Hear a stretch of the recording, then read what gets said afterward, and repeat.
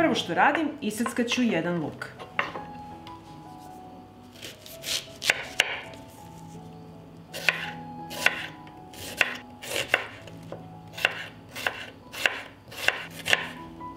Zatim ću iseckati 4 kisela krastavčića.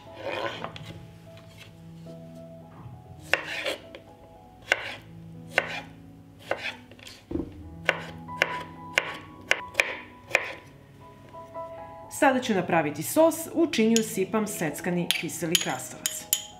Dodajem senf, kečap i majonez. I sve ću ovo promešati.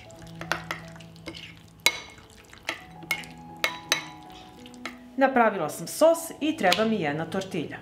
Treba mi 100 g mlevenog mesa koje ću rasporediti po tortilji.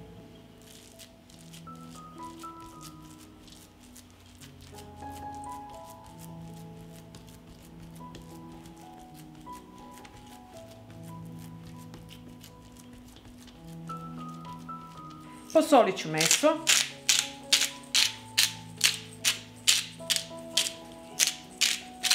Zatim malo bibera po ukusu. Tucane ljute paprike, također po ukusu. U tiganj ću sipati malo maslinovog ulja i premazati. Uključujem šporet i sačekat ću da se tiganj ugreje. Na zagrejan tiganj spuštam tortilju sa mesom ka dole da se ispeče. Pečemo na srednjoj temperaturi 5 minuta.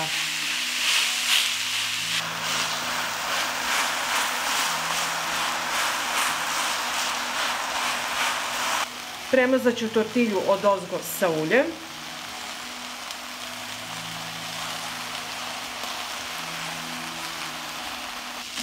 I okrećemo tortilju na drugu stranu.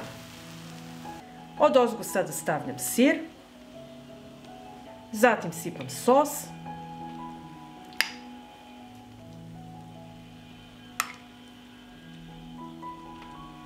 Dodat ću luk i zelene salate. Zatim ćemo tortilju da preklopimo i vadimo iz tiganja.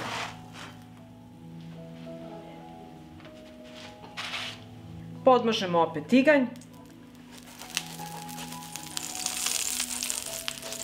i na isti način ispečemo tortilju. Vidjeli ste kako se veoma lako i brzo priprema. Ovo je fantastičan recept za brzinski doručak, ručak, užinu, večeru. Pa ako vam se dopada ovaj moj recept, vi naravno lajkujte, prijavite se na moj kanal i ostavite komentar. Prijatno!